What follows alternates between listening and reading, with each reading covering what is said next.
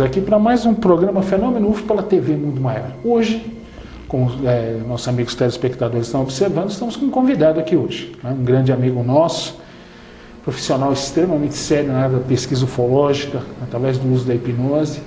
Mais uma vez conosco aqui um grande amigo, Mário Rangel. Boa noite, Mário, tudo bem? Boa noite, tudo bom? Tudo bem? Graças a Deus, Mário. Mas eu queria dizer aos nossos amigos telespectadores que o nosso amigo Mário já tem um livro escrito. Vai para um segundo. Depois nós vamos comentar mais. Mas, Mário, antes de nós entrarmos num novo livro que vem por aí e que eu recomendo aos nossos amigos telespectadores, quando tiver aí nas boas livrarias, que adquiram, para você conhecer a importância da hipnose na pesquisa ufológica. Mas com relação ao livro anterior, Mário, quais os tópicos que você destacaria do seu primeiro livro? Bom, Luiz, o meu livro, o primeiro livro, Sequestros Alienígenas, Investigando Ufologia com e Sem Hipnose, tratou principalmente de casos de abduzidos que eu pesquisei utilizando hipnose. É a maior parte, não é só isso, há outros tópicos. Porque Pode destacá-los, Mário. Quais seriam os outros tópicos? Eu pesquisei também vários casos de ufologia em que não houve hipnose. Por exemplo, entrevistei algumas pessoas daquele voo 169 da VASP. E aí não tinha hipnose, eram pessoas que viram... Comandante Gerson Maciel de Brito. Então eu entrevistei algumas daquelas pessoas e escrevi um artigo sobre isso. Eu tive uma conversa de 2 horas, só nós dois, com o Irangê de Holanda, no Rio de Janeiro. Então eu escrevi um artigo sobre as coisas que ele me contou. Aliás, na realidade, ele me contou as mesmas coisas 2 vezes, porque nós íamos fazer uma palestra no Rio de Janeiro. A palestra começava a partir das 4 horas, nós já tínhamos acabado de almoçar, e das 2 às 4 nós ficamos sentados numa confeitaria na frente do ambiente, do recinto onde íamos fazer a palestra, matando o tempo. Detalhe só, Mário, como o coronel Irangê Holanda foi o comandante da Operação Prato, desencadeada na Amazônia, mais precisamente em Belém do Pará, né, onde a equipe da aeronáutica viu e fotografou e filmou vários objetos voadores não identificados. É isso aí. Então, foi muito interessante para mim, porque foi uma conversa exclusiva de 2 horas com ele. Depois, eu me dei conta de que, na realidade, enquanto nós conversamos ali, ele estava praticamente preparando a palestra que ia fazer a seguir. Porque ele me contou as histórias e, quando na palestra dele, ele repetiu o que tinha me contado.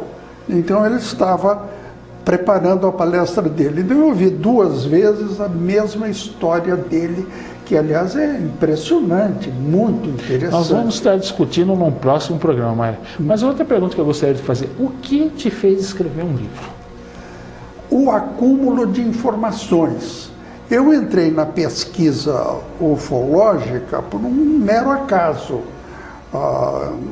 No ano de 1980, eu trabalhava nessa ocasião numa empresa multinacional, tinha que viajar muito, eu viajava vários países, e em 1980 eu estava hospedado num hotel em Curitiba, cidade onde eu já tinha morado e onde tinha alguns negócios profissionais e particulares. E uma senhora grávida me pediu uma hipnose para dormir, porque ela não conseguia dormir, então eu queria uma hipnose para dormir. Era hóspede nesse hotel. Detalhe: a hipnose ajuda em problemas de sono. Muito. A pessoa está com insônia, a hipnose ajuda, como ajuda muitas outras coisas. E apesar de que eu não faço terapia, resolvi atender a moça. Era moça, senhora, mas jovem ainda. E ela, aí durante a hipnose, sem que eu procurasse, apareceu uma abdução. Ela tinha sido abduzida. E lógico, para mim foi um impacto grande. Ela descreveu o que ocorreu dentro da Dá para nave. você fazer um resuminho rápido da experiência dela? Dá sim, ela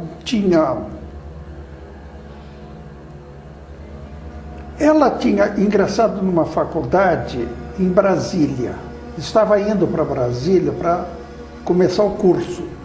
E ela viajava com um colega que também tinha ingressado na faculdade, num Karmann-Ghia, que era um carro que corria muito.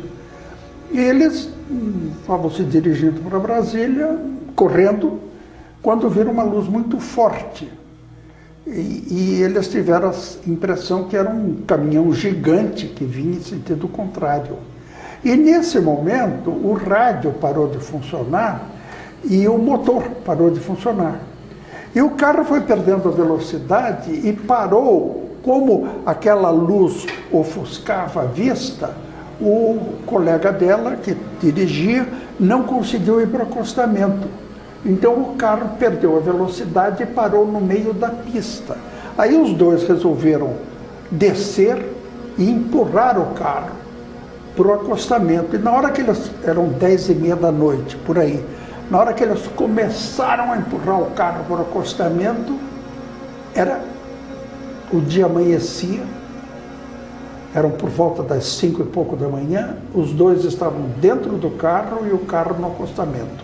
Mas eles não tinham conseguido empurrar o carro para o acostamento. E não sabiam como passou a noite. Eles não entenderam nada. Como é que nós estávamos empurrando o carro para o acostamento de repente noite, estamos dentro do carro. De repente estamos dentro do carro, o dia está clareando. E aí eles continuaram a viagem preocupados com o que tinha ocorrido. Mas, na hipnose, para fazer a senhora dormir, ela contou que, no momento que eles começaram a empurrar o carro para fora do acostamento, ela já não estava mais na estrada, ela estava dentro de um veículo. Ela estava dentro de um veículo onde ela estava se sentindo muito mal, porque ele era baixinho e a cabeça dela estava próxima do teto. Ele era redondo, pequeno, e aí ela começou a descrever o que aconteceu dentro desse objeto, e que não viu nenhum ET, mas aconteceram coisas muito estranhas com ela. Foram tirando as coisas metálicas que ela tinha. Uma força tirou o anel dela, que era um anel de brilhante, tirou um outro enfeitezinho que ela tinha no pescoço, e tirou os botões que ela tinha na roupa. O que tinha de metálico foi tirado dela. E ia para uma espécie de um monitor de televisão, uma tela de televisão, um monitor de computador no chão. Isso ia para esse local, e ali o anel, que era de brilhante, o brilhante faiscava. Mário, nós vamos para o nosso primeiro intervalo, já retornamos com a continuação da entrevista hoje com Mário Rangel. Até já.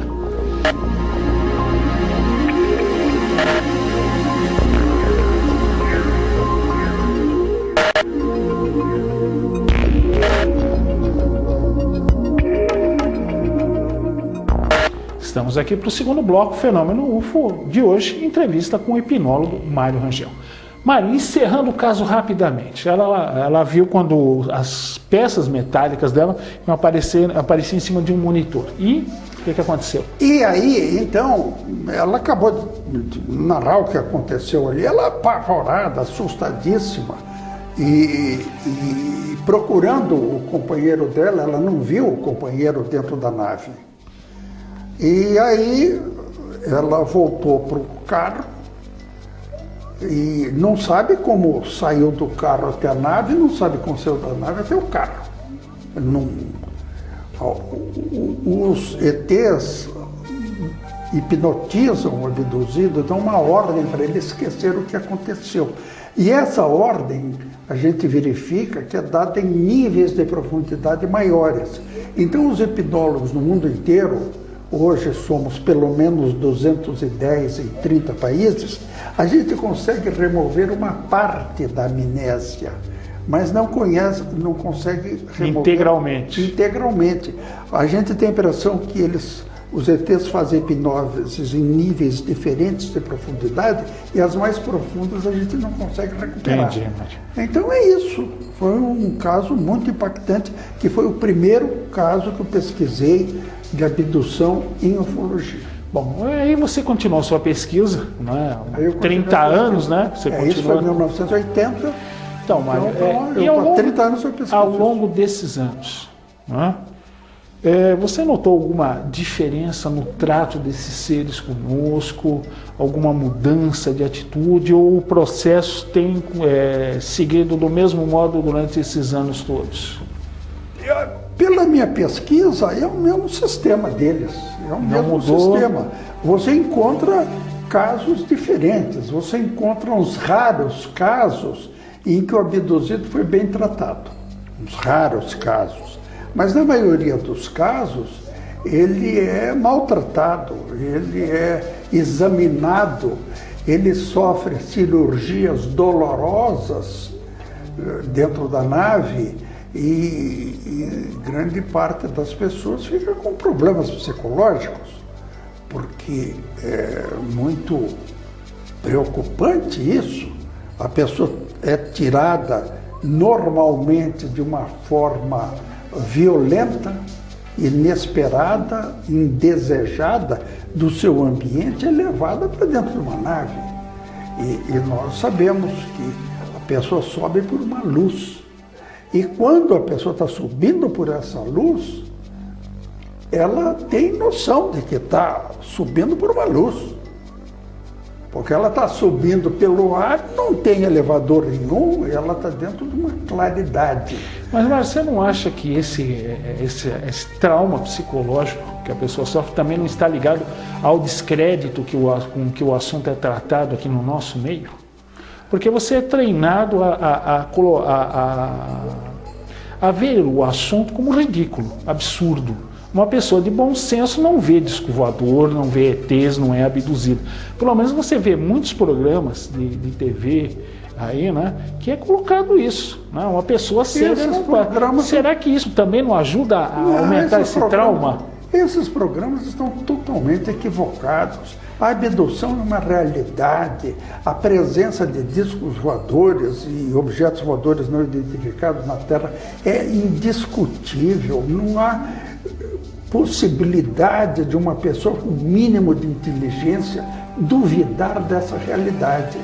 O que ocorre é que tem gente que gosta de criticar, e alguns até devem ser profissionais nisso, mas não pode duvidar, não apenas a abdução, mas o problema todo da ufologia com outras coisas que são ligadas à ufologia, mas não tem nenhuma relação com a abdução, como, por exemplo, os círculos nas plantações, os desenhos nas plantações, a enorme quantidade, por exemplo, dos círculos feitos na Inglaterra neste ano de 2010 e disponíveis na internet. O público que se interessar, pesquise na internet e encontrará desenhos absolutamente maravilhosos. Mas aí que eu vou te fazer uma coisa. Gigantescos, lindos e feitos em minutos durante a noite, com chuva, com tempo ruim, e não há dúvida que é uma inteligência. Mas, Mário, você quer ver uma coisa curiosa, inclusive comentada por acho que uma pessoa muito séria da ufologia inglesa, Nick Pope, foi agente do governo inglês, ele foi encarregado de pesquisar UFOs. Mas muita gente na Inglaterra, Mário, ainda acredita que aqueles círculos foram feitos por aqueles dois velhinhos simpáticos. Não acredita. Ninguém pode acreditar nisso. A pessoa diz que acredita porque quer ridicularizar a ufologia, penso eu que por medo da realidade. Porque nós vivemos uma realidade assustadora. Como é que pode um círculo ser feito numa plantação sem possibilidade de dúvida, em alguns minutos, de noite, sem deixar uma marca de pé ou de roda, e mais, qualquer pessoa com 2 minutos de treinamento sabe distinguir o círculo real do círculo falso. O círculo falso, que há alguns, quando dobram a planta, eles machucam a planta. Eles quebram o caule. Eles quebram o caule. E o disco, e a plantação, o disco feito, Desenho a plantação, por uma inteligência que não sabemos qual é identificável quando você olha, porque a planta é dobrada e forma um caroço aqui, que dizem os técnicos que é feito por calor de micro-ondas. Calor de micro-ondas. E mais, não mata a planta. Não. Esta planta que fica deitada e, portanto, fora do padrão normal dela de Esse fica na vertical, ela fica na horizontal. Ela tira da busca normal da planta pela iluminação, pelo sol, deita a planta e, misteriosamente, ela vai produzir mais do que as plantas que estão de pé, com um calombo aqui, todas elas. Se não tiver calombo, tiver uma ferida, foi o homem que fez. Se tiver o calombo feita desse sistema, micro-ondas, dizem que é micro-ondas, é autêntica. É só olhar isso. Qualquer pessoa com essa explicação olha a planta e vê se é autêntico ou se não é. Quem não viu isso, que procure na internet. A safra de 2010 Mário, está maravilhosa. Vamos segurar a safra de 2010 para o nosso último bloco? Vamos. Então voltamos já para o último bloco do Fenômeno UFO de hoje, com uma entrevista com meu amigo Mário Rangel. Até já.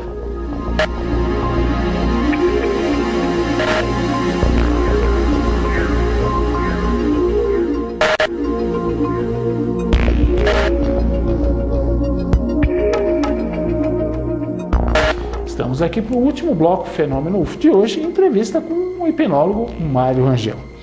Mário, você está falando da maravilhosa safra de círculos de 2010. Eu acredito que provavelmente os de 2011 serão melhores, os de 2012, que nós vemos que esses círculos nas plantações continuam crescendo, em quantidade e qualidade.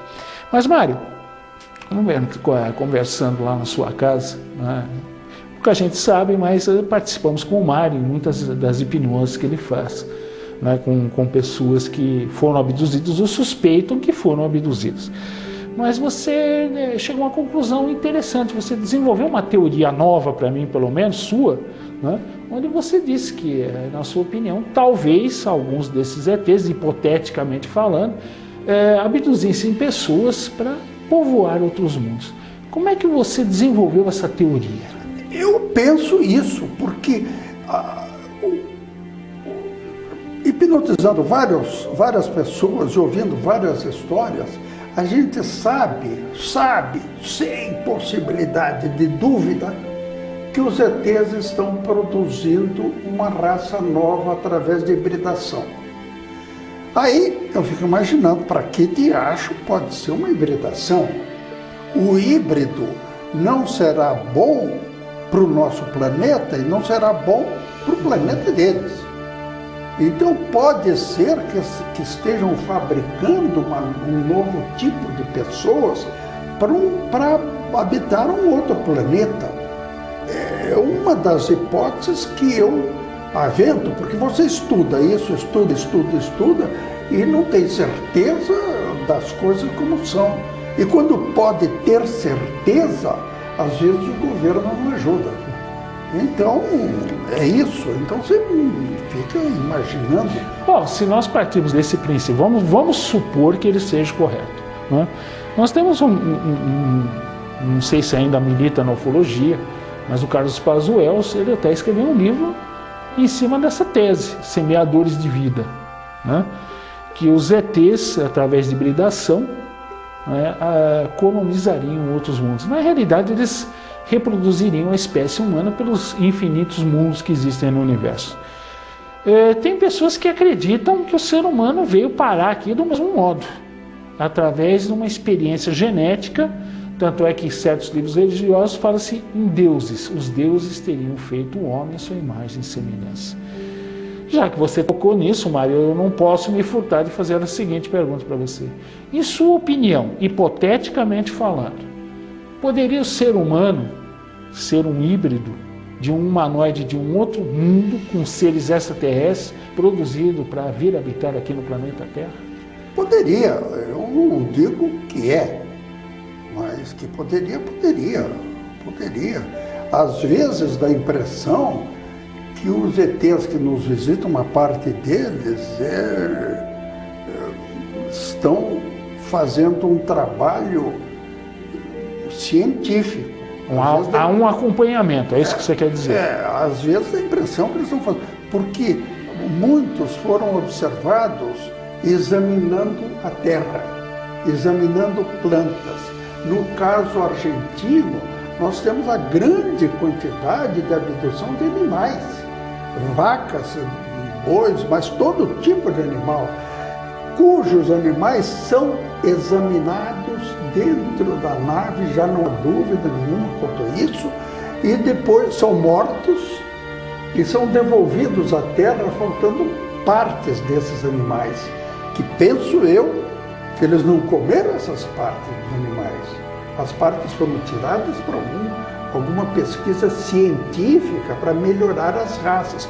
Penso eu, não posso saber que isso seja correto, mas uma das possibilidades é essa. Você acredita que a hipótese, você como hipnólogo, né? Você mesmo disse que os ETs são muito melhores hipnotizadores do que nós humanos. Muito melhores. Significa que eles já têm um conhecimento do ser humano. Para ter tamanha habilidade em hipnose, eles devem nos conhecer muito bem. Deve conhecer, sim. Será que isso... Não, eles conhecem esse estudo. Então nós podemos considerar que esse acompanhamento então é sério, já que eles têm um conhecimento psicológico, sociológico nosso tão bom, significa que eles estão conosco aqui há muito tempo, então. Provavelmente sim. Provavelmente sim. Aí nós entramos nessas teorias todas que a Bíblia fala em ETs. Não é só a Bíblia, não, Mahabharata. Que outros livros religiosos falam de vida extraterrestre, eles por aqui. Isso é citado na literatura e, ao que parece, pode ser real, deve ser real.